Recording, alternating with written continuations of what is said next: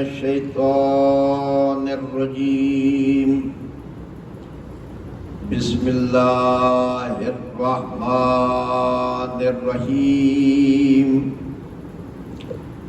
الحمد للہ الذی لا الہ الا اللہ الہا واحدا ونحن له مسلمون اللہ ربنا ورب آبائنا الاولین الصلاة والسلام علی سید الانبیاء والمرسلین وخاتم النبیین سیدنا و مولانا ابو القاسم محمد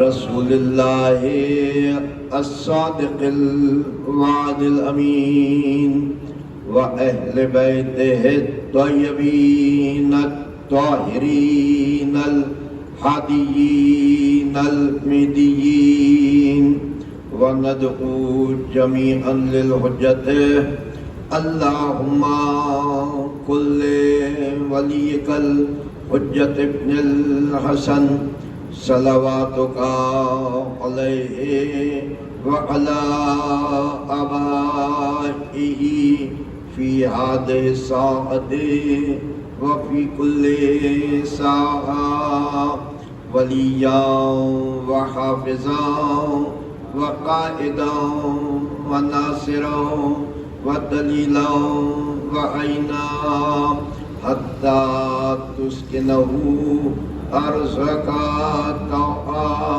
وتمتعه فيها طويلا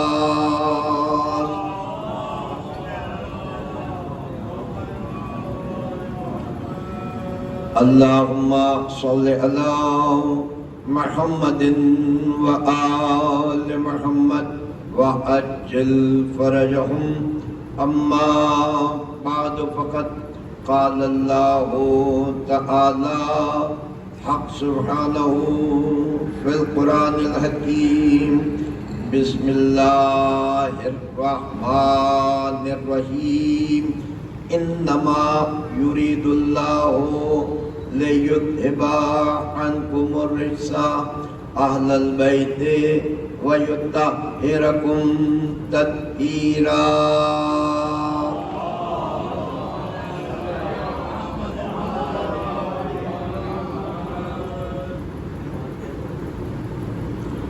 بس اے اہل بیت رسالت،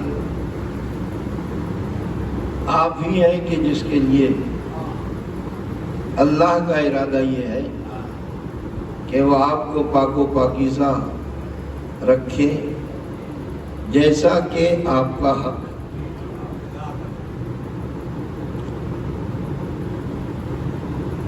اللہ خود یہ کہہ رہا ہے، یہ فرما رہا ہے، یہ جتا رہا ہے، یہ بتا رہا ہے کہ یہ آپ کا حق ہے جو میں ادا کر رہا ہوں۔ یہ آپ کا حق ہے کہ آپ کو پاک و پاکیزہ و طاہر رکھے۔ جس طرح تطہیر میں یکجا ہوئے ہیں 5 حرف،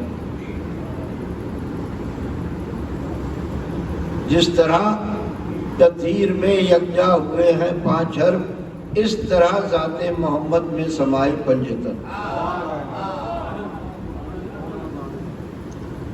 اس طرح ذات محمد میں سمائے پنجتن۔ یشرا جس کی آج آخری اور 10ویں مجلس ہے الحمدللہ، 10 دن تک ہم نے اہل بیت کے ذاکروں کا ذکر بھی کیا اور اہل بیت کا ذکر بھی کیا۔ ذکر حسین بھی کیا اور حسین کے ذاکروں کا بھی ذکر کیا۔ یہ دونوں ذکر آپس میں ایک دوسرے سے ایسے ملے ہوئے ہیں، ایسے جڑے ہوئے ہیں کہ جو ہر اہل بیت کے ماننے والے کو یہ سمجھا رہے ہیں، یہ بتا رہے ہیں کہ جو ان کا ہو جاتا ہے اس کا ذکر ان کے ذکر کے ساتھ باقی رہتا ہے، ان کے ذکر کے ساتھ قائم و دائم رہتا ہے۔ جیسے اہل بیت کے چاہنے والے اہل بیت کو نہیں بلاتے، ایسے ہی اہل بیت کے ذاکروں کو بھی نہیں بلاتے۔ آپ حضرات نے اس بات کو بڑی توجہ کے ساتھ سماعت فرمایا کہ شاعروں کے بھی تذکرے ہوئے، خطیبوں کے بھی تذکرے ہوئے، ذاکروں کے بھی تذکرے ہوئے، کتابیں لکھنے والوں کے بھی تذکرے ہوئے، کتابیں مرتب کرنے والوں کے بھی تذکرے ہوئے۔ اسی لیے تاکہ ہم یہ سب ان حضرات کا احسان ہے، ذاکرین کا، شعراء کا، کتابیں لکھنے والوں کا، کتابیں مرتب کرنے والوں کا، یہ احسان ہے ہم پر کہ ان کے ذریعے سے ہمیں ذکر اہل بیت ملتا رہا، آج تک مل رہا ہے اور انشاءاللہ آئندہ بھی ملتا رہے گا۔ نجم افندی صاحب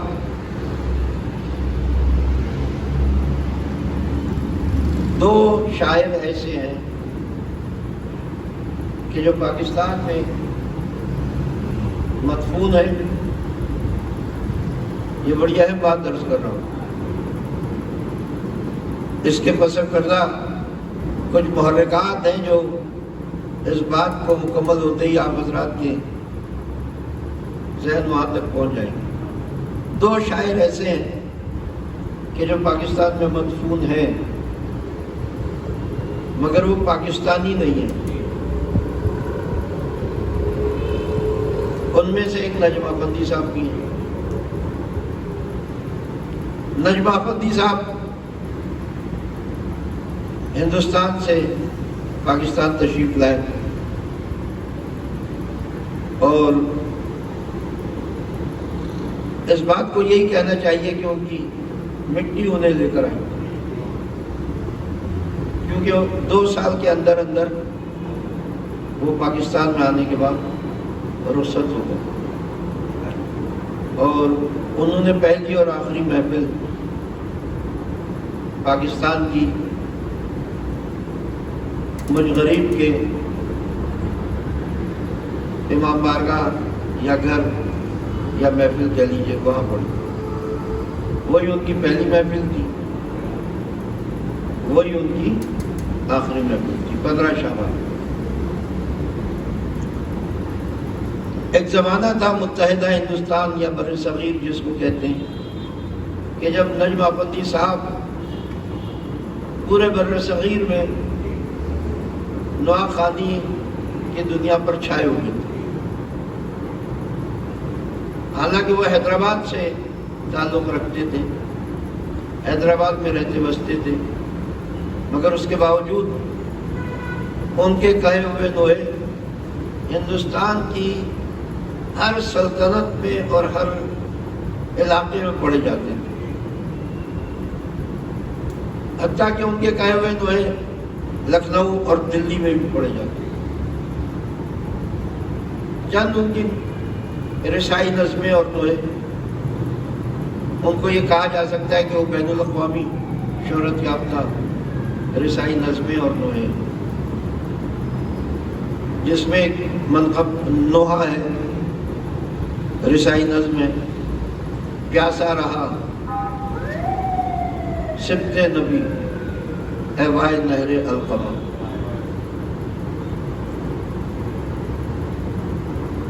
انہوں نے صرف 2 مرثیے کہے زندگی میں۔ مرثیوں میں نجم افندی صاحب کے صرف 2 مرثیے، مگر دونوں مرثیے بڑے مقبول ہوئے جدید طرز میں انہوں نے شاعری کی. ان کی شاعری کا خاص پہلو یہ ہے کہ ہر شاعر جب مصائب کربلا بیان کرتا ہے تو وہ یہ کہتا ہے کہ حسین نے یہ فرمایا، شہزادی زینب نے یہ فرمایا، علی اکبر نے یہ کہا، اللہ کا درود ہو ان تمام ہستیوں پر. مگر نجمہ بندی صاحب نے ایسا طرز بیان اختیار کیا کہ انہوں نے ان ہستیوں کی زبان سے کوئی کلمہ نہیں کہلوایا، جو کچھ کہا خود کہا. یہ ان کا اپنا خاص انداز تھا، اور یہ نجمہ بندی صاحب کے علاوہ کسی اور میں یہ بات نہیں پائی جاتی. حتیٰ کہ میر حدیث اور مرزا ضبیر بھی جب بین کرنے کے بند کہتے ہیں اور شعر کہتے ہیں تو یہی کہتے ہیں، یہ بھائی بھائی کہتی رہی وہ بہن بہن. مگر ان کی شاعری میں آپ کو ایسا کوئی مصرع نہیں ملے گا کہ جو انہوں نے اہل بیت علیہ السلام سے کہلوایا ہو. یہ ان کی طبیعت کی احتیاط تھی. اتنے بلند فکر شاعر تھے نجمہ بندی صاحب کہ ان کا پہلا مرثیہ دوسری جنگ عظیم کے کچھ عرصے بعد انہوں نے کہا،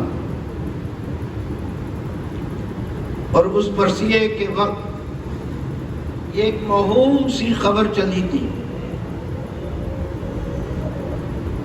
جیسے بہت ساری بین الاقوامی خبریں مشہور ہو جاتی ہیں کہ انسان چاند پر جائے گا بیفور پارٹیشن، اور اس میں بھی کم و بیش 20-22 سال سے بھی زیادہ پہلے کی یہ بات. دوسری جنگ عظیم کے بعد کہیں یہ بات مشہور ہوئی تھی کہ انسان چاند پر جانے کی تیاری کر رہا ہے، اور روس کی طرف سے پہلے تیاری کی گئی تھی چاند کی طرف جانے کی. اس وقت نجمہ بندی صاحب نے اپنے مرثیے میں اس فکر کو شامل کیا تھا. 6 مصرے نجمہ بندی صاحب کے آپ حضرات کی خدمت میں پیش کر رہا ہوں.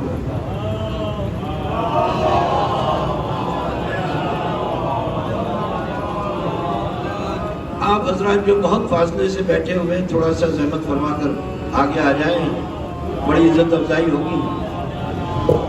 تھوڑا سا متصل ہو جائے مجمع سے.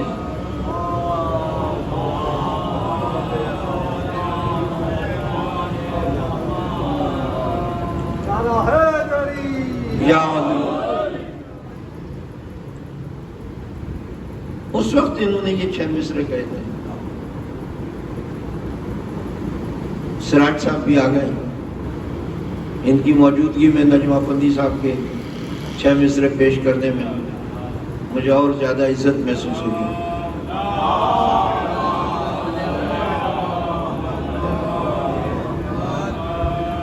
اہل جہاں کی 8 ستاروں پہ ہے نظر. اہل جہاں کی 8 ستاروں پہ ہے نظر.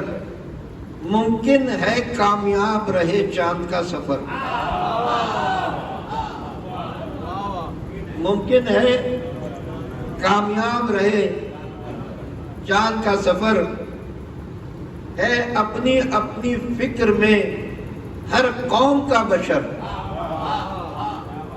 ہر قوم اپنے لیے سوچ رہی ہے. اس وقت سوچ رہی تھی جو ترقی پسند قومیں تھیں، جو سائنس پسند قومیں تھیں، کہ اگر یہ قوم جا رہی ہے تو ہم بھی جائیں گے. یہ سبقت کی جنگ شروع ہو چکی تھی. ہے اپنی اپنی فکر میں ہر قوم کا بشر. مردان حق پرست کا جانا ہوا اگر.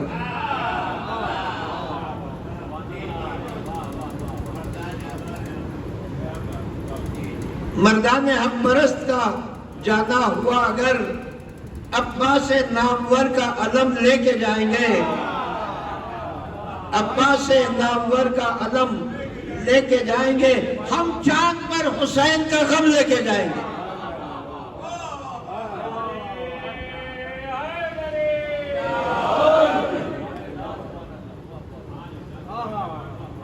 اہل جہاں کی آج ستاروں پہ نظر، ممکن ہے کامیاب رہے چاند کا سفر، ہے اپنی اپنی فکر میں ہر قوم کا بشر، مردان حق پرست کا جانا ہوا اگر عباس نامور کا علم لے کے جائیں گے، ہم چاند پر حسین کا غم لے کے جائیں گے۔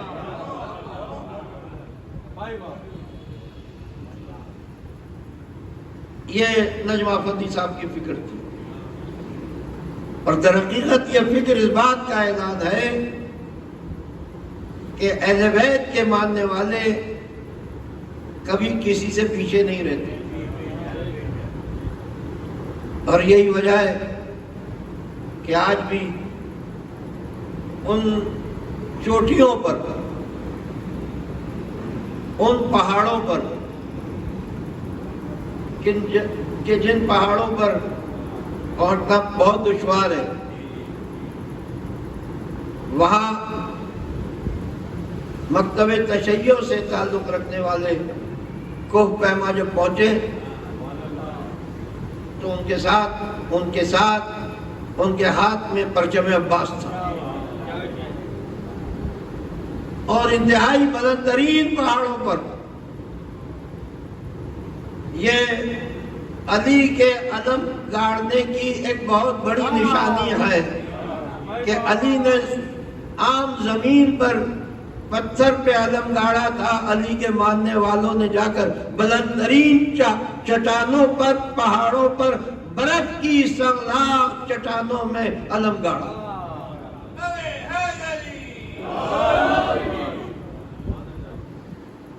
اور اس عمل نے مسخر کیا، لوگوں کو متحیر کیا۔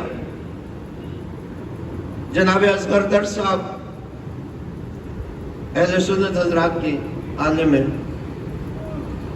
ان دونوں بھائیوں کی، ان دونوں علماء کی اہل بیت کے لیے بڑی خدمات تھی۔ یوم حسین ہو، یوم علی ہو، جنت البقیع کا دن ہو، یوم جنت البقیع ہو، یہ حضرات آگے آگے بڑھ کر آتے تھے۔ یوم حسین کا اور یوم علی کا تو یہ دونوں بھائی جزو لا ینفک ہوتے تھے ایک زمانے میں۔ اب جدید خطبہ آ گئے ہیں، جدید علماء آ گئے ہیں۔ اصغر درد صاحب نے بڑے شاندار انداز میں اس شہید یا مرحوم کو پیما کو، کہ جو 17 کے نام سے مشہور تھا، اس کا واقعہ سنایا اور ٹیلی ویژن پر سنایا کہ جب ان کی علی 17 سے ملاقات ہوئی، اس نے بڑے فخر سے بتایا کہ میں دنیا کی سب سے بلند ترین چوٹی پر ابو الفضل عباس علمدار علیہ السلام کا پرچم لے کر پہنچا۔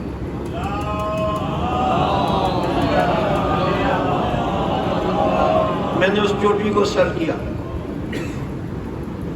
اور وہ علم عباس میں نے دنیا کی بلند ترین چوٹی پر جا کر نصب کیا۔ علی 17 کے اس سفر میں، کو پیمائی کے سفر میں، کچھ ساتھی، کچھ خواتین گزر بھی چکی تھی، سلپ کر جاتی ہیں، سلپ کر جاتے ہیں۔ کو پیمائی کرنے والے حضرات سلائڈنگز یہ رہی ہوتی ہیں، تو ان کے ساتھ جانے والے جو قافلے تھے اس میں کچھ خواتین تھیں جو گزر گئیں۔ ان کے گزر جانے کے باوجود علی 17 کے دل میں نہ کوئی خوف تھا اور نہ کوئی دہشت تھی. یہ پہنچے اپنی منزل تک.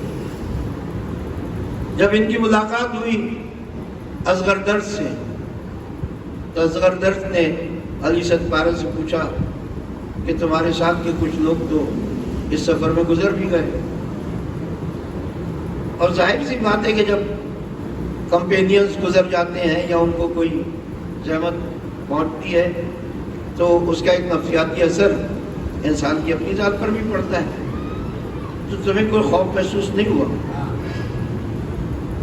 جملہ تو بڑا اہم ہے اپنی جگہ، مگر اس سے زیادہ اہم بات یہ ہے کہ اصغر درد صاحب نے جس ٹی وی کے پروگرام میں یہ جملہ کہا، یہ جملہ اس شجاعت کے ساتھ، اس محبت کے ساتھ کہا کہ جو گویا یہ کارنامہ اصغر درد صاحب کا ذاتی کارنامہ.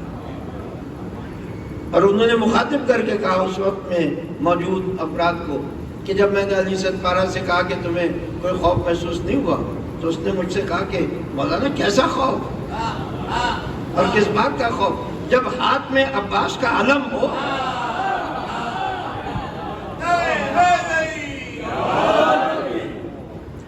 تو پھر خوف کہاں سے آئے گا؟ کمال ہے. ایک یہ مسلمان ہے کہ جو مولا عباس کے علم کا تذکرہ اتنی شان و شوکت سے کر رہا ہے، اور دوسری طرف وہ مولوی برقع ہے. جیسے انہوں نے بڑے فخر سے کہا مولا عباس کے علم کا تذکرہ کیا، علی ستپارہ کا تذکرہ کیا، تو اسی طرح سے حضرت مولوی برقع نے بڑی الجھن کے ساتھ یہ بات کہی کہ ہمارا تو نکاح ٹوٹ جاتا. اور جو کمپیئرنگ کرنے والا تھا اس نے بار بار پوچھا، گویا اس کے بار بار پوچھنے میں یہ بات چھپی ہوئی تھی کہ جب صرف علم دیکھنے سے نکاح ٹوٹ جاتا ہے تو کتنے لوگ ایسے ہیں جنہوں نے نکاح دوبارہ پڑھوایا جاتا ہے. سلامات بھیجیے گا باؤ سے بنا.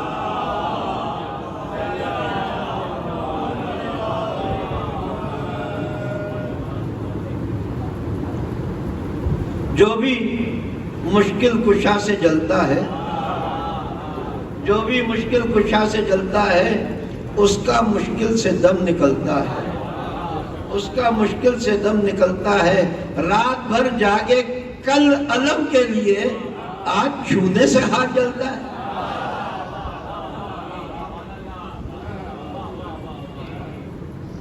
اور تاریخ میں یہ بات اپنی جگہ محفوظ ہے کہ کون کون اس رات جاگا تھا کہ جب رسول نے اعلان کیا تھا لَعُوتِيَنَ الرَّائِدَ غَدًا رَجُلًا كَرَّارًا غَيْرَ فَرَّارٍ يُحِبُّ اللَّهُ وَرَسُولُهُ وَيُحِبُّهُ اللَّهُ وَرَسُولُهُ. کل ضرور بھی ضرور میں اس کو علم دوں گا کہ جو مرد ہوگا، بڑھ بڑھ کر حملے کرنے والا ہوگا، اور اللہ اور اس کے رسول سے محبت کرنے والا ہوگا، اور اللہ اور اس کے رسول بھی اس سے محبت کرتے ہوں گے. ایک سے زیادہ کتابوں میں یہ واقعہ مذکور ہے کہ اصحاب کبار رسول کے پاکیزہ اصحاب پر ہمارا سلام، ہم ان کے غلام، جو رسول کے پاکیزہ اصحاب ہیں وہ تو اصحاب ہیں. ہم تو رسول کی اونٹنی کی شبیہ کو بھی سلام کرتے ہیں. ہم تو ان کے نواسے کی جو سواریاں ہیں ان کو بھی سلام کرتے ہیں. تو ہم تو نسبتوں کے ماننے والے ہیں، ہم نسبتوں کو سلام کرنے والے ہیں. جب ہم نسبتوں کو سلام کرنے والے ہیں تو ہم رشتہ داریوں کی عزت کیوں نہیں کریں گے؟ رشتہ داریوں کی تعظیم کیوں نہیں کریں گے؟ بشرطے کہ وہ رشتہ داری پسر نوح کی طرح سے نہ ہو. सलावत भेजिएगा भाव से बोला।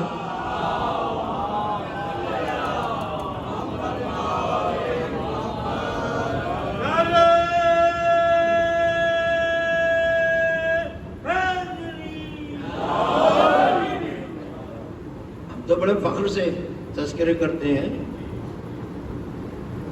जुलझला के तस्करे करते हैं, हिरनी का तस्करा करते हैं। वो हिरनी जो न किसी इमाम के तसर्रुफ में आई, न किसी इमाम के घर में पली,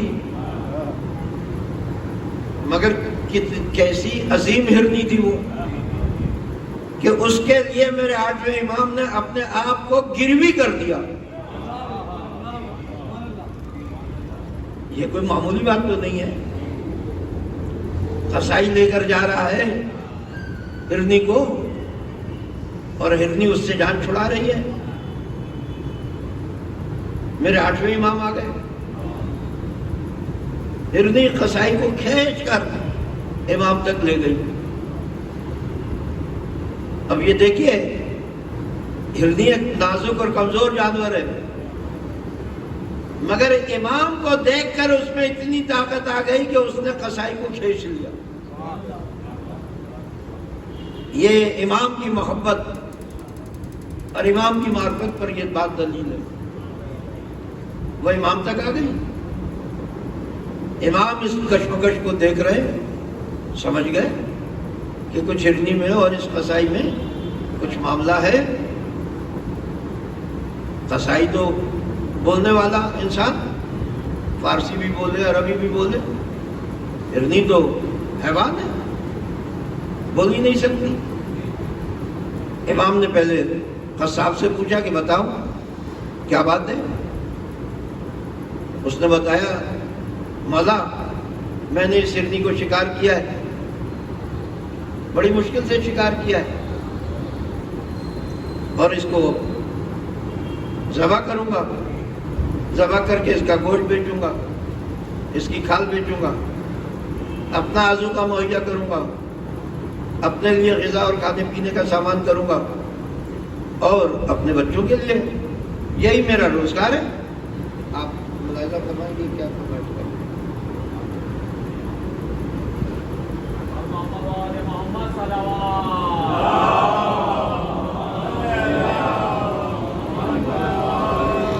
एक और बुलंद तरीन सलवात भेज दीजिएगा।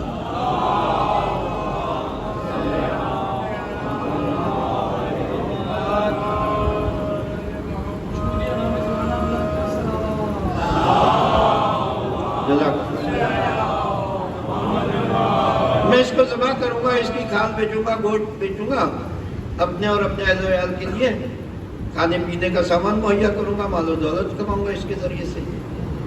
ये मुझसे रस्सी तुड़ाकर, हाथ छुड़ाकर भागना चाहती है। सुन लिया कसाई ने जो कुछ कहा। देखिए, रहमतुल्लिल आलमीन के पोते हैं।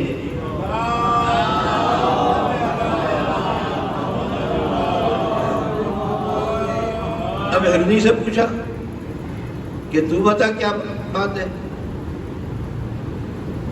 भला अगर कोई आदमी जानवर से बात करे तो क्या ये मुमकिन है कि वो जानवर की बात समझ जाए?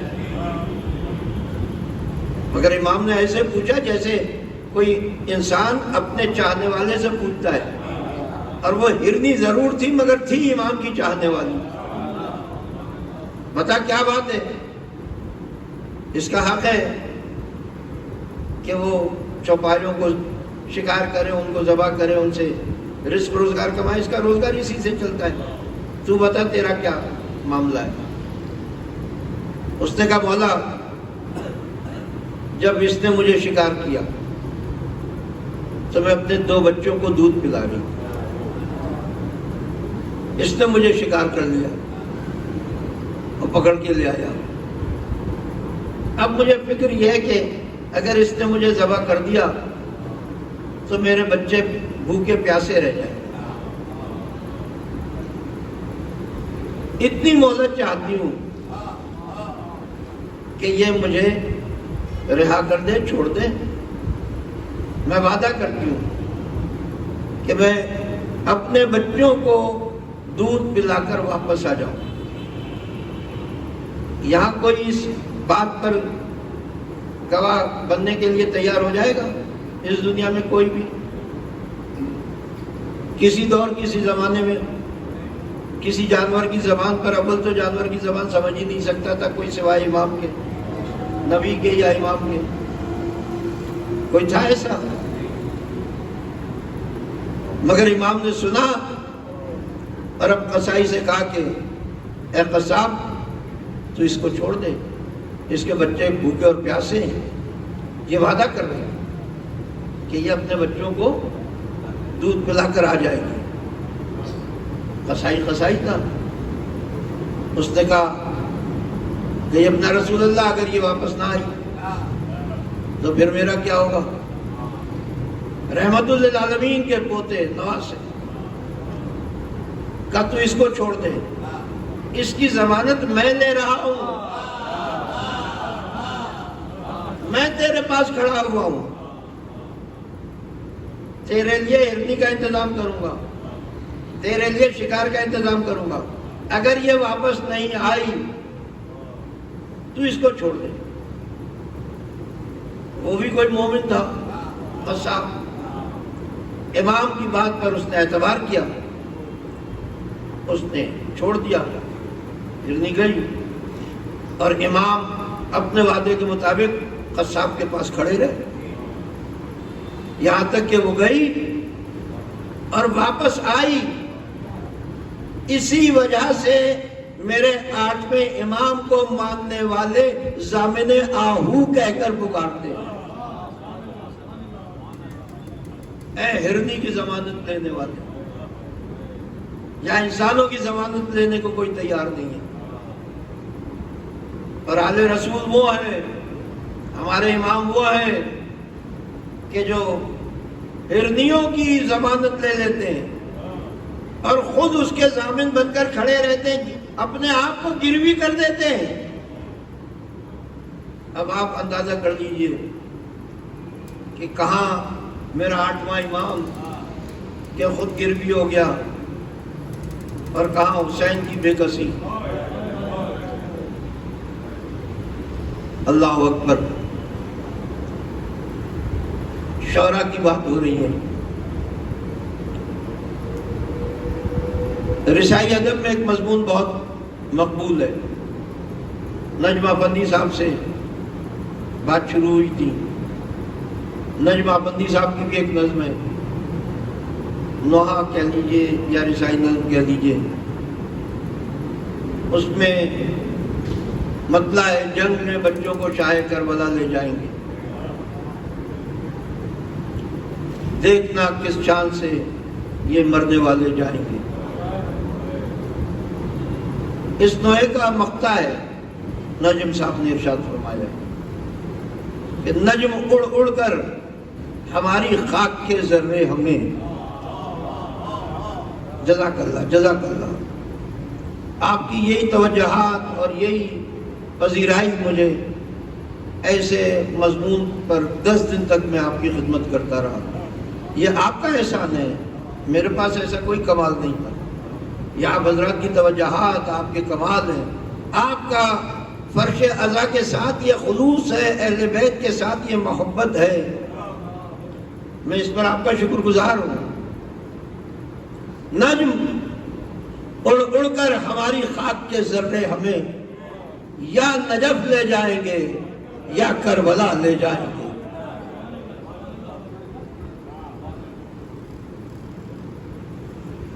اور اس کے علاوہ بھی اکثر و بیشتر شعراء نے اس مضمون کو اختیار کیا ہے. انیس صاحب نے بھی ربائی کی ارشاد فرمائی ہے اس پر. ایوان فلک جناب دیکھا ہم نے، فردوس بری کا باغ دیکھا ہم نے. جب پہنچے نجف میں خاک ہو کر ہم انیس، دربار ابو تراب دیکھا ہم نے.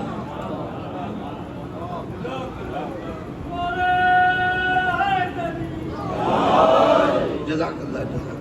محمد والے محمد صلوات.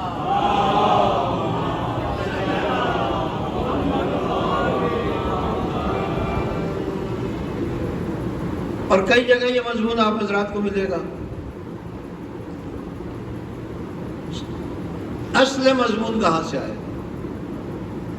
یہ سب سے پہلی فکر کس نے پیش کی کہ میں کربلا جاؤں گا، میری خاک کے ذرے کربلا جائیں گے، میری میت کربلا چلی جائے گی. یہ اصل مضمون فارسی کے ایک مشہور ترین شاعر عرفی کا ہے. عرفی جو اکبر بادشاہ کے 9 رتن کے دستے میں پشاور سے شامل ہوا. ایرانی شاعر تھا، لاہور میں رہتا تھا. لاہوری میں اس کا انتقال بھی ہوا. مگر جب اکبر بادشاہ پاکستان والے حصے میں آیا تو عرفی پشاور سے اکبر بادشاہ کے جو 9 رتن مشہور تھے ان کے 9 رتن کے دستے میں اکبر بادشاہ کے حکم سے شامل ہوا. اور بہت بلند پایہ شاعر ہے عرفی. عرفی کے بہت سے مضامین کے اوپر تضمین کی گئی ہے. غالب کے اشعار سے عرفی کے اشعار کو میچ کیا جاتا ہے. شامل ہو گیا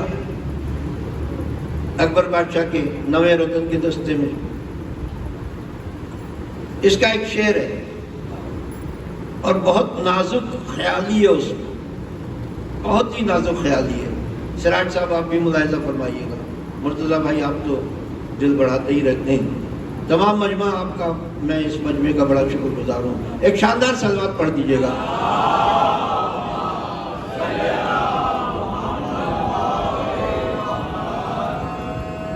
کتنا نازک شعر ہے.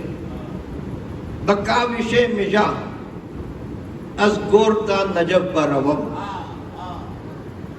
میں اپنی پلکوں سے زمین کھودتے کھودتے نجف پہنچ جاؤں گا. بکاوش مجا از گورتا نجف بروم، میں اپنی قبر سے نجف تک پہنچ جاؤں گا. کیسے؟ اپنی پلکوں سے زمین کھودوں گا، کریتے کریتے نجف پہنچ جاؤں گا. بکاوش مجا از گورتا نجف بروم، اگر با ہند ہلاکم کنی وگر بتتار، اگر میں ہند میں مر بھی گیا اور میری موت بھی آ گئی تو کوئی فرق نہیں پڑتا اس سے. میں اپنی نوک مجا سے قبر کی زمین کھود کر نجف پہنچ جاؤں گا. کتنا بڑا دعویٰ ہے، کتنا مشکل دعویٰ ہے. مردے میں تو اتنی ہمت نہیں ہے، اتنی طاقت نہیں ہے کہ وہ قبر کھود کر اپنے بچوں سے ملاقات کے لیے آ جائے. اگر آتا بھی ہے تو روح کی شکل میں آتا ہے، وہ بھی جب اللہ تعالیٰ کی طرف سے اتنے لطف و عنایات ہوں. اور یہ کہہ رہے ہیں کہ میں تو نجف پہنچ جاؤں گا. مگر جب کوئی علی پر اعتبار کر کے دعویٰ کرتا ہے تو پھر ذمہ داری دعویٰ کرنے والے کی نہیں ہوتی ہے، علی کی ذمہ داری ہوتی ہے.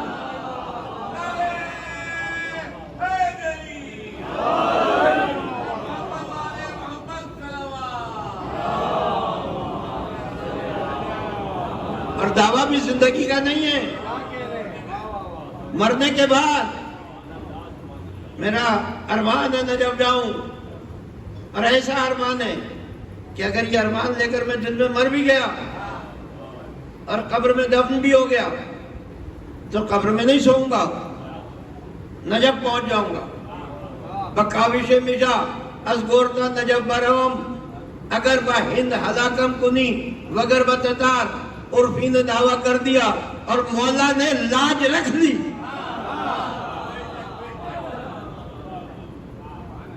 ہم اور آپ معجزے سنتے ہیں نا، معجزے مان لیتے ہیں. 14 معجزوں کی بھی کتاب ملتی ہے. 11 معجزوں کی بھی کتاب ملتی ہے، 12 معجزوں کو بھی کتاب ملتی ہے۔ ایک مولوی صاحب میرے ساتھ حج پر تھے، بلکہ ایک نہیں تھے، 2 تھے، ان میں سے ایک کا میں جملہ آپ کو سنا رہا ہوں۔ ارے ہماری آپ لوگوں کو تو بس معجزوں کی کتابیں خریدنے کی عادت ہے، آپ کو علمی کتاب تھوڑی خرید سکتے ہیں۔ تو میں نے ان سے بڑے محبت سے عرض کیا کہ حضور آپ نے جو طنز ارشاد فرمایا ہے، اگر آپ اتنا مضبوط اعتقادی حوالہ اپنی کتاب میں رکھ دیں تو میں کئی کتابیں خرید لوں گا۔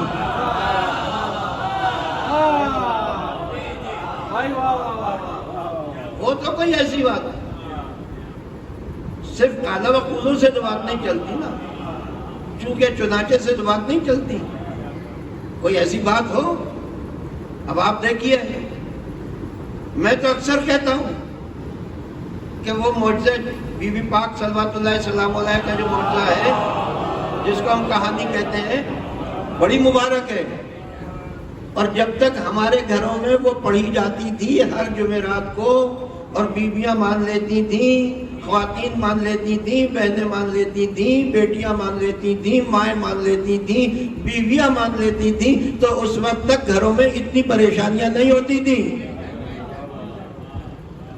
اس لیے کہ ہر جمعرات کو سننا ہے، اور اس جمعرات سے پہلے کئی دفعہ مان لینا ہے۔ شوہر گھر پہ خیریت سے واپس آ جائے، میں کہانی سنوں گی، میرا کھویا ہوا دوپٹہ مل جائے، میں کہانی سنوں گی، میری کھوئی ہوئی انگوٹھی مل جائے، میں کہانی سنوں گی۔ اور عنوانات ہوتے تھے زحمتوں مصیبتوں میں، اور یہ کہانی ماننا اصل میں کہانی کی بات نہیں ہے، اصل میں یہ جناب سیدہ پر ایمان کی دلیل ہے کہ حضرت طاہرہ کو کون کتنا مانتا ہے۔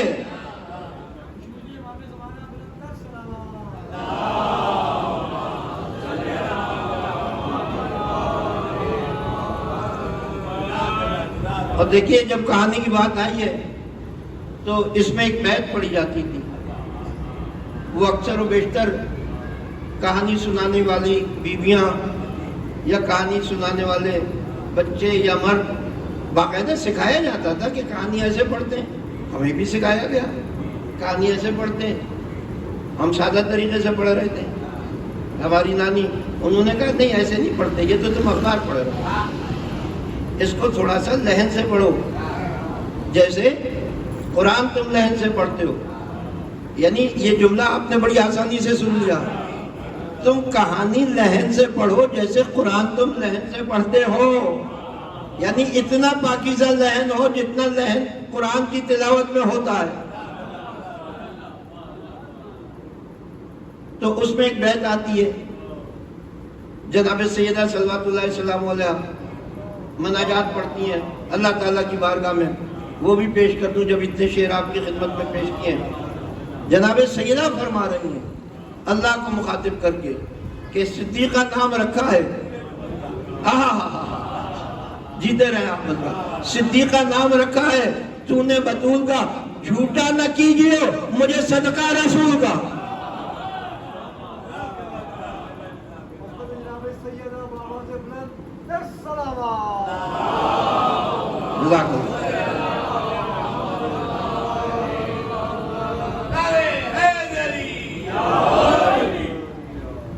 اب ہم نے کہانیاں ہی سننی چھوڑ دی، اب اس میں چونکہ چنانچہ داخل ہو گیا، یہ داخل ہو گیا کہ بھئی اللہ تو چاہتا تھا کہ وہ عروج مر جائے، اور جناب سیدہ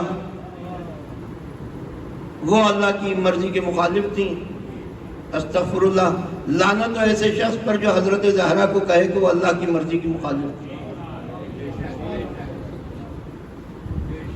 ان سے بڑھ کر اللہ کی مرضی کی حفاظت کرنے والا کون؟ ان سے بڑھ کر اللہ کی مرضی کا حامل کون ہے؟ اس لیے کہ قرآن نے کسی اور کے لیے یہ آواز نہیں دی، وَمَا تَشَاءُونَ إِلَّا أَن يَشَاءَ اللَّهُ۔ اے آل محمد آپ کیا چاہتے ہیں سوائے اس کے کہ جو اللہ چاہتا ہے؟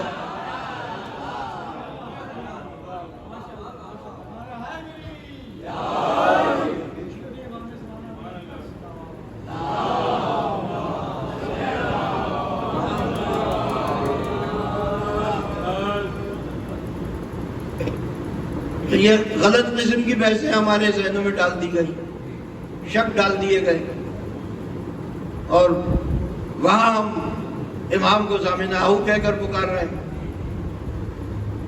عجیب بات ہے۔ بہرحال میں اس طویل بحث میں نہیں جانا چاہتا، میں اپنے مدعا کو مکمل کر لوں۔ عرفی نے کہا بکاوش میں جا از گورتا نجب برمم، اگر با ہند ہلاکم کنی وگر با تتار، اگر میں ہند میں مر بھی گیا اور یہاں دفن بھی کر دیا گیا تو میں اپنی نو کے پلک سے زمین کو کھودتے کھودتے نجب پہنچ جاؤں گا۔ اب سارا مضمون سمٹ آیا اس میں، اور دیکھیے کتنا باریک مضمون ہے۔ آج تک کسی نے اس مضمون پر حرف نہیں رکھا کہ بھئی نو کے مجاز سے قبر کی زمین تو کھودے گا تو، مگر تو اپنے مردہ جسم کو کیسے ہلائے گا؟ کسی نے یہاں معقولیات اڑانے کی کوشش نہیں کی، نہ کسی نے یہاں سچ اور جھوٹ کی بحث لگانے کی کوشش کی، نہ یہاں لفظیات کی بحث لگانے کی کوشش کی کہ ایسا ہو سکتا ہے یا نہیں ہو سکتا ہے۔ کسی نے بحث نہیں کی، اور علی نے کسی کو بحث کے قابل چھوڑا بھی نہیں۔ کمال منت ماننے والے کا نہیں ہوتا ہے، کمال مشکل کشا کا ہوتا ہے، کمال حاجت روا کا ہوتا ہے۔ سلوات بھیجیے گا باہر سے بتا۔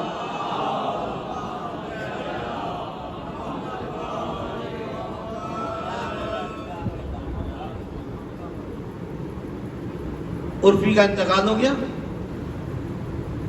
لاہور کی کسی قبرستان میں دفنا دیے گئے۔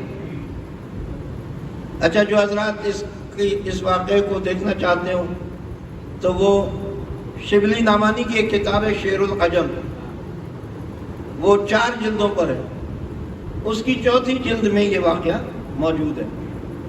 یعنی ایسا نہیں ہے کہ میں کسی اخبار سے یا کسی کی تقریر کا کلپ آپ کو سنا رہا ہوں، یہ میرا اپنا ذوق مطالعہ ہے جو میں آپ کی خدمت میں پیش کر رہا ہوں۔ مر گئے، دفن کر دیے گئے لاہور کی کسی قبرستان میں۔ عرفی کے مرنے کے بعد کوئی صاحب دستار، صاحب سجادہ، پیر طریقت، صاحب سلسلہ، پیر صاحب اس دنیا سے گزر گئے۔ گزرنے سے پہلے ان پیر صاحب نے اپنے بچوں کو وصیت کی کہ دیکھو تم مجھے لاہور میں امانتاً دفن کرنا، اور جب انتظام ہو جائے تو پھر مجھے نجف لے جا کر دفن کر دینا، کیونکہ میں نے یہ مولا سے عہد کیا ہوا کہ میں مرنے کے بعد بھی آپ کے جوار میں آؤں گا۔ اب میں مرنے والا ہوں، آج کا زمانہ نہیں ہے۔ شبلی نے شعر العجم میں یہ واقعہ لکھا ہے، تو اگر اس کتابی کو آپ دیکھ لیں تو کم سے کم 100 سال پرانی کتاب ہے، اور اس سے پہلے یہ واقعہ رونما ہوا ہوگا۔ تو تم مجھے نجف لے جانا، یہاں میری میت امانتاً دفن کر دینا۔ بچے صالح تھے، ماں باپ کے فرما بردار تھے، پیر صاحب کے فرما بردار تھے۔ انہوں نے کہا اچھا بابا ہم ایسا ہی کریں گے۔ یہ بھی نہیں پوچھا کہ دفن کرنے کے بعد آپ ایسے رہیں گے کہ ہم نجف لے جائیں، اور جب قبر کھودیں گے تو پتہ نہیں آپ کس حالت میں نکلیں۔ کوئی سوال جواب نہیں۔ پیر باپ نے کہہ دیا، ایک تو باپ اور دوسرے پیر۔ ویسے ہر باپ اپنی جگہ اولاد کے لیے پیر ہوتا ہے۔ یہ میں اپنے نوجوان دوستوں اور کمسن بچوں کے لیے عرض کر رہا ہوں کہ پیروں کو ڈھونڈنے کے بجائے آپ اپنے باپوں کے پیروں کو چھو کر دعا مانگ لیا کریں۔ اپنے والدین سے کہیں، اللہ نے ہر گھر میں 2 پیر رکھے ہیں، ایک باپ اور ایک ماں، ان سے بڑا پیر آپ کو کہیں نہیں ملے گا۔ ہر پیر کا اپنا وعدہ ہے کہ میں اپنے ماننے والے کی حاجت پوری کروں گا، اور والدین کے لیے اللہ کا وعدہ ہے کہ جس کے والدین اپنی اولاد کے حق میں دعا کریں گے میں ان والدین کی دعا کو ضرور قبول کروں گا۔ یہ اللہ کا وعدہ ہے۔ بندے کا وعدہ جھوٹا ہو سکتا ہے مگر اللہ کا وعدہ جھوٹا نہیں ہو سکتا۔ اولاد نے کہا اچھا بابا ہم ایسا ہی کریں گے۔ پیر صاحب کا انتقال ہو گیا، لاہور کے قبرستان میں دفنا دیے گئے۔ اتفاق سے اسی قبرستان میں دفنائے گئے جس قبرستان میں عرفی مدفون تھے۔ جو حضرات لاہور کے ماحول سے واقف ہیں وہ جانتے ہوں گے کہ وہاں بڑی قیامت خیز بارشیں ہوتی ہیں، زبردست بارشیں ہوتی ہیں۔ پیر صاحب بھی دفن قبرستان میں، عرفی بھی دفن قبرستان میں۔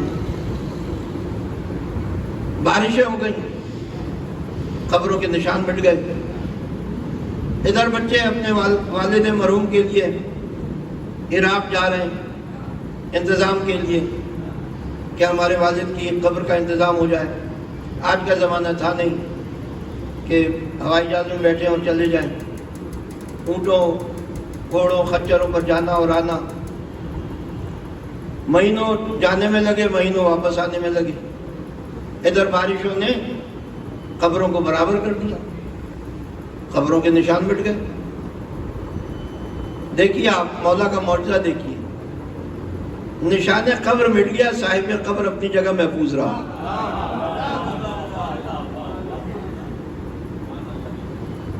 بچے آئے، اب انداز ہم بھی اپنے والدین کی قبر ایسے ہی ڈھونڈنے جاتے تھے کہ گیٹ سے سیدھے ہاتھ پر 5ویں قبر تھی، 6ٹھی قبر تھی۔ پرانے زمانے میں تو یہی ہوتا تھا، یہ اب پکی قبریں بننے لگی۔ اب تو بڑے انتظام ہوتے ہیں قبرستانوں میں، اب سے 50 سال پہلے تو ایسے نہیں ہوتے تھے، اور یہ تو 100 سال پرانی بات ہے، اس سے بھی زیادہ پرانی بات ہے۔ قبروں کے نشان مٹے ہوئے صحرا کی طرح سے پورا قبرستان بن گیا۔ بچوں نے اپنے اندازے کے مطابق کہ یہاں ہمارے باپ کی قبر ہوگی، وہاں ہمارے باپ کی قبر ہوگی، ایک قبر کو کھود ڈالا کہ یہ ہمارے باپ کی قبر ہوگی۔ جب باپ کی قبر سمجھ کے کھودا تو اس قبر میں سے باپ برآمد نہ ہوا، اس قبر میں سے عرفی برآمد ہوئے، عرفی برآمد ہوئے۔ اور کفن ایسا کہ تارے کفن بھی میلا نہیں ہوا، نہ چہرہ متغیر ہوا، نہ جسم متغیر ہوا۔ بھئی باپ کو تو امانتاً سپرد کیا تھا، عرفی کو تو امانتاً سپرد نہیں کیا تھا، عرفی کو تو ایسے ہی دفنا دیا گیا تھا۔ کفن سمیت عرفی برآمد ہو گئے، اور ایسے برآمد ہوئے قبر سے کہ پہچاننے والوں نے پہچان لیا کہ یہ تو عرفی ہے، یہ تو عرفی شاعر ہے، ارے اس کی قبر کھود دی، اس کو دفن کر دو۔ کہا نہیں ایسے تو دفن نہیں کر سکتے، اب تو شرعی مسئلہ بن گیا ہے، ہم نے بے چین کیا ہے میت کو۔ ہم مولوی صاحب سے پوچھیں گے کہ اب اس کا کفارہ کیا ہے۔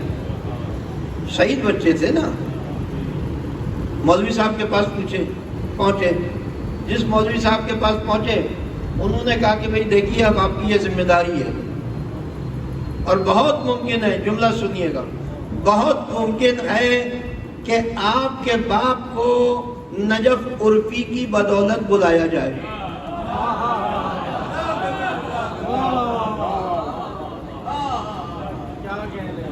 اب آپ اپنے باپ کو بھی نجف لے جانے کی تیاری کریں، قبر کھودیں کوئی جہاں سے آپ کے والد گرامی کی میت برآمد ہو، وہ قبر کھودیں، اور اس کو بھی نجف لے جانے کی تیاری کریں، کیونکہ اسے آپ نے قبر سے نکالا ہے۔ یہ تو بیچارہ بغیر امانت کے، بغیر کسی وصیت کے مدفون تھا۔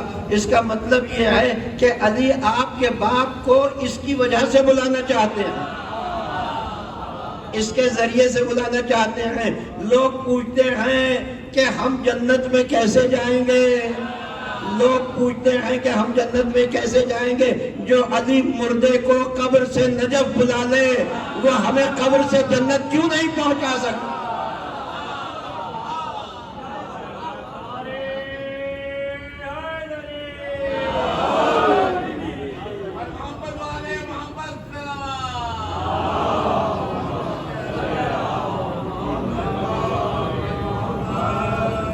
اب عرفی کی میت بھی اور پیر صاحب کی میت بھی، دو میتیں نجف کی طرف روانہ ہوئی، اور عرفی ان پیر صاحب کی بدولت اور یہ پیر صاحب عرفی کی بدولت مولا علی کے جوار میں پہنچے۔ تو لوگ تو زندوں کو نہیں بلا سکتے اپنے مزار پر، چلتے پھرتے لوگوں کو نہیں بلا سکتے اپنے مزار پر۔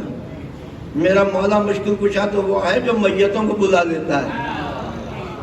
بکاوش مجا، اے عرفی تجھے زحمت کرنے کی ضرورت نہیں ہے، تجھے تکلیف اٹھانے کی ضرورت نہیں ہے، میں بلاتا ہوں۔ جب تو نے مجھ پر اعتبار کیا ہے، مجھے مشکل کشا ماننا ہے، مجھے حاجت روا ماننا ہے، مجھے حلال مشکلات ماننا ہے، تو اب یہ میرا کام ہے کہ میں تجھے نجف کیسے بلاؤں۔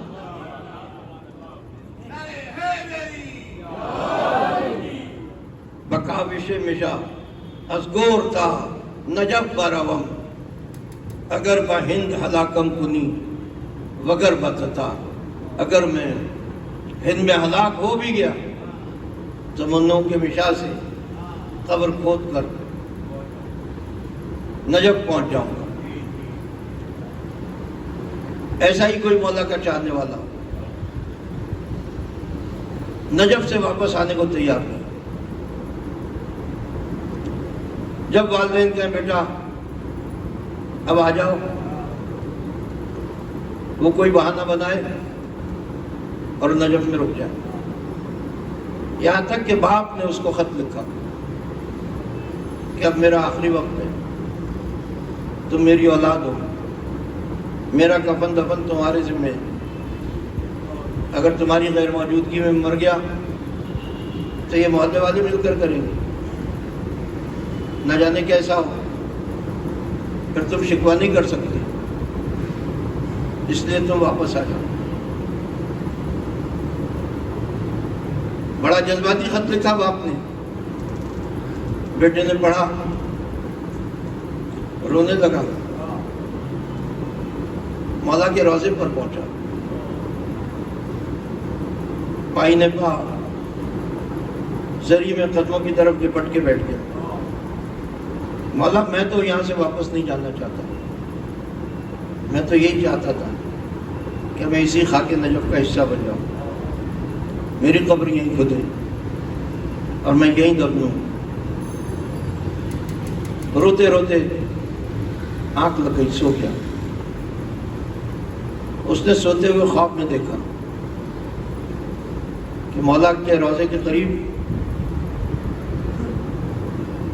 جو قبرستان ہے بہت مشہور، وادی السلام، وہاں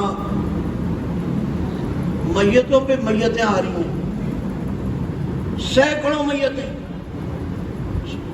اچھا، عراق میں یا عرب میں جو دفن کیا جاتا ہے وہ صندوق کی شکل میں دفن کیا جاتا ہے، جیسے ہم اپنی میت زمین میں اتار دیتے ہیں، ایسے وہاں نہیں، صندوق ہوتا ہے۔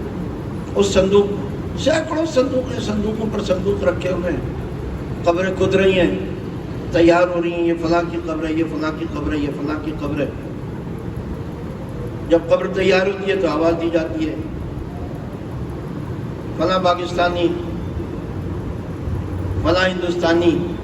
یہ بڑا حیران، بڑے غور سے سن رہے ہیں، یہ یہاں پاکستانی کہاں سے آ گیا، یہاں ہندوستانی کہاں سے آ گیا؟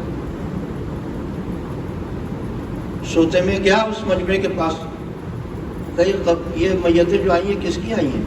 کہا یہ کچھ میتیں ہندوستان سے آئی ہیں، کچھ میتیں پاکستان سے آئی ہیں۔ کہا کس لیے آئی ہیں؟ کہا اس لیے آئی ہیں کہ وہ یہاں دفن کی جائیں گی، وادی السلام میں۔ ان کے بھی ارمان یہی تھے کہ ہم وادی السلام میں دفن ہوں، ہم نجف میں دفن ہوں۔ کہا اچھا، تو کیا انہیں پاکستان میں دفن نہیں کیا گیا تھا، یا انہیں ہندوستان میں دفن نہیں کیا گیا تھا؟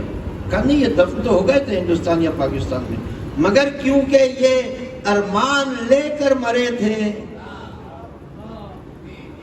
کہ ہماری میت نجف میں دفن ہو، ہماری میت نجف میں دفنائی جائے، اس وجہ سے مولا کی طرف سے حکم ہوتا ہے کہ جاؤ، جو ہماری تربت کے قریب دفن ہونے کا ارمان لے کر مرا ہے اس کی میت کو لے کر آ جاؤ، اس کی میت کو لے کر آ جاؤ۔ یہ وہ میتیں. اب اسے خیال آیا کہ میرا باپ بھی مرنے والا ہے اور میں یہاں مرنا اسی لیے چاہتا تھا کہ میں یہاں وادی السلام میں دفن ہو جاؤں.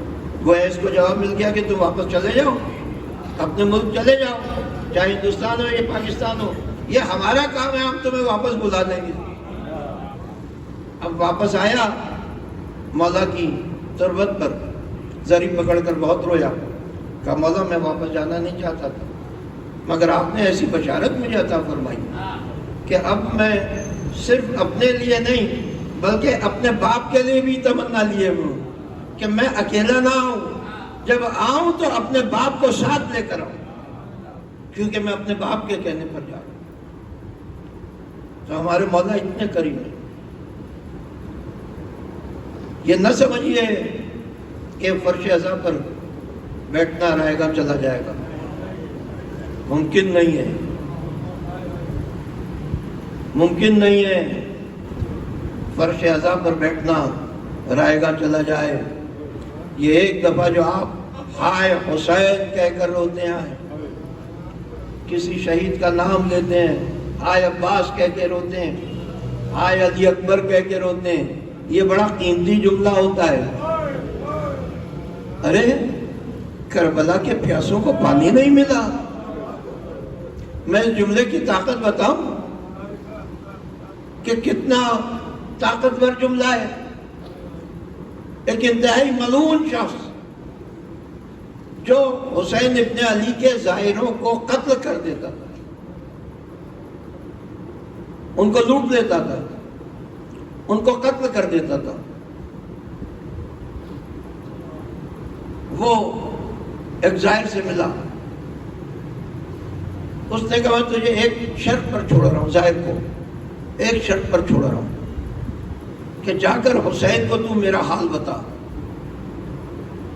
کہ حسین تم میرا کیا بگاڑ سکتے ہو. سنیے گا مصائب ہے، آخری جملے مصائب کے.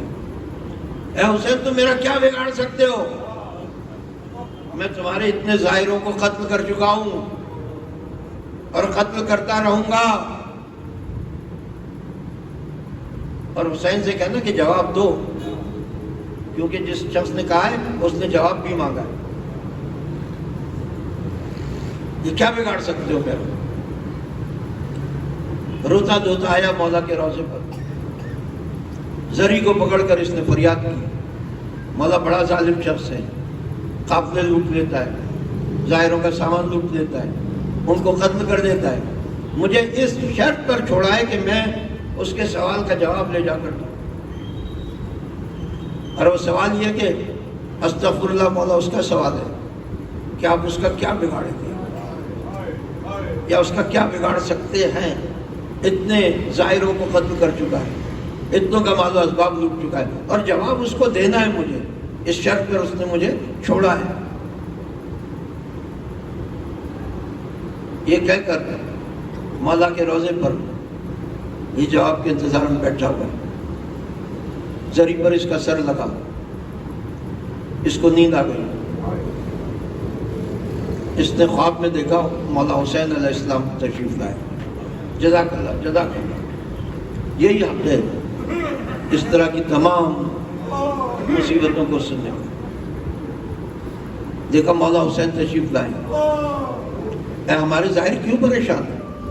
کہا مولا بڑا ظالم آدمی ہے اور کہہ رہے میں اسی طرح سے جب تک زندہ ہوں ظاہروں کو قتل کرتا رہوں گا.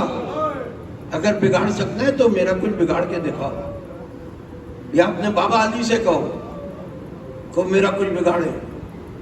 اور میری ہمت نہیں پڑ رہی کہ وہ نام لے سکوں جن ناموں کو لے کر اس نے کہا کہ ان سے کہو ان سے کہو ان سے کہو. مولا جواب چاہیے مجھے. بس یہ سننا تھا کہ مولا حسین کی آنکھوں سے آنسو بہنے لگے. میرے ظاہر پریشان تھا. اس نے یہ پوچھا ہے نا کہ ہم اس کا کچھ بگاڑ سکتے ہیں، ہم اس کا بہت کچھ بگاڑ سکتے ہیں، مگر اس کو جا کر بگاڑنے کی خبر نہ دینا کہ ہم اس کا کیا بگاڑ سکتے ہیں. بلکہ اس کو جا کر یہی کہتا کہ اے حسین کے ظاہروں پر ظلم ڈالنے والے، حسین نے خود وعدہ کیا ہے کہ حسین تیرا کبھی کچھ نہیں بگاڑے گا، اور کوئی بھی تیرا کچھ نہیں بگاڑ سکتا، اور اس کی وجہ کچھ اور نہیں ہے، اس کی وجہ صرف ایک جملہ ہے۔ سنیے گا آزاداروں، ایک جملہ ہے، سنیے گا۔ آپ ہر مجلس میں کتنے آنسو بہاتے ہیں، کتنی دفعہ ہائے ہائے کہہ کر روتے ہیں، ارے مولا پیاسے گزر گئے، ارے مولا کے بچے پیاسے گزر گئے۔ اور آج کی رات تو بڑی قیامت کی رات ہے، آج تو لٹی ہوئی بیویاں شام کی سرحد پر کھڑی ہوئی ہیں، کچھ بیویاں اپنے سروں کی چادریں اتار کر پھینک دیتی ہیں، ارے آج زینب رضا شام کے بازار میں جائے گی۔ جزاکم ربکم، جا کر اس کو کہنا کہ حسین نے کہا ہے کہ حسین تیرا کچھ نہیں بگاڑیں گے، بلکہ تیرا کچھ بگاڑا بھی نہیں جا سکتا۔ کیوں؟ اس لیے کہ تو نے حسین پر احسان کیا ہے۔ یہ جملہ سن کے آپ کی آوازیں رک گئی نا، مگر یہ آوازیں دوبارہ بلند ہوں گی جب اس احسان کو سنیں گے۔ تو نے حسین پر احسان کیا ہے، کیا احسان کیا ہے؟ کہ ایک دفعہ تو فرات کے کنارے بیٹھا ہوا تھا اور تو دیکھ رہا تھا کہ جانوران صحرائی آتے ہیں اور فرات سے پانی پیتے، پرندے آتے ہیں اور فرات سے پانی پیتے، بس تو نے اس بہتی ہوئی فرات سے جانوروں کو پانی پیتے ہوئے دیکھ کر ایک جملہ کہا کہ ہائے جس فرات سے جانوران صحرائی پانی پی رہے ہو، اس فرات کا پانی حسین اور حسین کے بچوں کو میسر نہ آیا۔ اور یہ کہہ کر تیری آنکھوں سے آنسو بہ نکلے، بس ان آنسوؤں کی وجہ سے اور اس جملے کی وجہ سے حسین نے اور حسین کے خاندان نے تجھے معاف کر دیا ہے۔ اس کا کچھ نہیں بگاڑا جا سکتا۔ اللہ اکبر۔ 8-20 محرم گزر گئی، پہلی سفر نمودار ہو گئی، اہل بیت کا لٹا ہوا قافلہ شام کی سرحد پر پہنچا۔ جب لٹا ہوا قافلہ شام کی سرحد پر پہنچا، 3 دن تک اسیروں کے قافلے کو روک کر رکھا گیا، اور شہزادی زینب تڑپ تڑپ کر پوچھ رہی ہے، اے سجاد ذرا ان سے پوچھو تو صحیح، ہمیں یہاں صحرا میں کب تک روکے رکھیں گے؟ اور باب اعظم، شام کا صحرا کوئی عام صحرا نہیں ہے، وہاں کے شب و روز بڑے مشکل ہوتے ہیں، بہت مشکل ہوتا ہے وہاں دن گزارنا، وہاں رات گزارنا، نہ جانے سردیوں کی راتیں ہوں، نہ جانے گرمیوں کی راتیں ہوں، اور اہل حرم کا قافلہ 3 شب و روز شام کی سرحد پر کھڑا رہا، آندھی والی ہوائیں اڑتی تھی، اور ریت کے ہول کے ہول، ریت کے ٹکڑے شہزادیوں کے سروں میں چلے جاتے تھے، اور بیویاں پریشان ہوتی تھی۔ شہزادی زینب آ کر میرے چوتھے امام سے کہتی، ذرا پوچھو تو صحیح سجاد، کیا میں یہاں کب تک روکا جائے گا؟ جب میرا چوتھا امام عمر سعد سے پوچھتا کہ بتاؤ کب تک روکا جائے گا، تو عمر سعد کہتا ہے کہ سجاد رکے رہو، جب بازار سج جائے گا۔